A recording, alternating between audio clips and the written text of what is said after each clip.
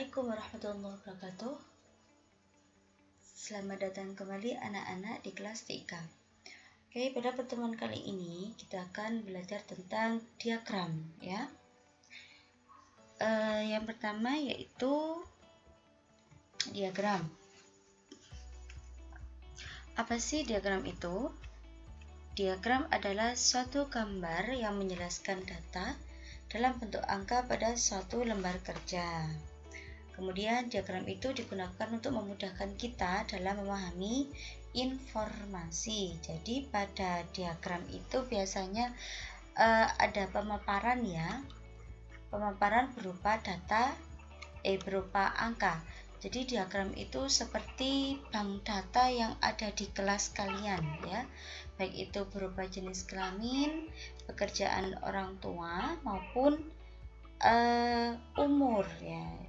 Nanti kalau di kelas bisa dilihat ya contoh bank data. Kalau kita disebut bank data ya.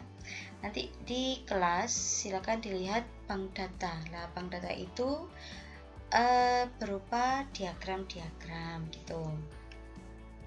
Selanjutnya diagram itu digunakan untuk menggambarkan proses kerja, data, bagian-bagian tubuh atau mesin, organisasi, siklus hidup dan lain sebagainya. Jadi contoh diagram itu misalkan struktur organisasi.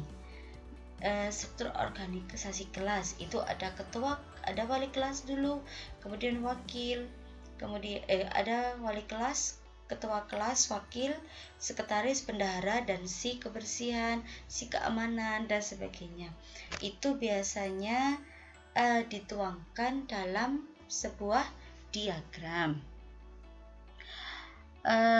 Untuk membuat diagram, kita harus klik ini ya, ikon Smart Art. Dan ikon Smart Art ini digunakan untuk membuat diagram. Ikon ini hanya terdapat pada menu Insert.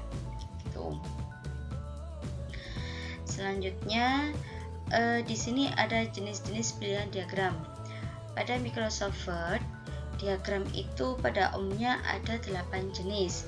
Ada diagram list, proses, cycle, hierarki, relationship, matrix, piramid, dan picture. Untuk diagram itu seperti ini ya. Nah, tampilannya seperti ini. Nanti bisa dilihat di Microsoft Word kalian. Nah, ini ya contohnya. Kemudian di sini juga ada contoh-contoh dari diagram. Ini beberapa ya. Yang pertama di sini ini ada struktur organisasi. Untuk diagram seperti ini diagram yang biasa digunakan untuk membuat struktur organisasi ya. Ini disebut dengan diagram hierarki. Kemudian ini biasanya kita jumpai di soal-soal ya.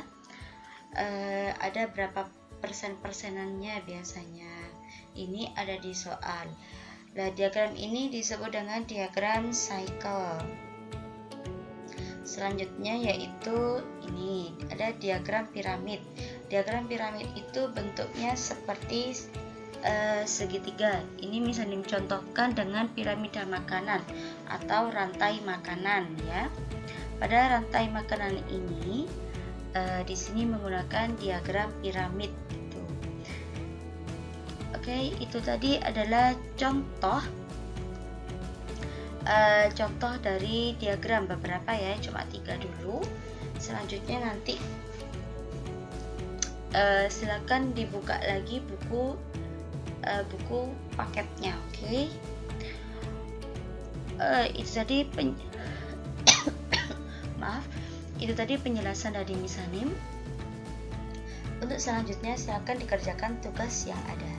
Terima kasih. Wassalamualaikum warahmatullahi wabarakatuh.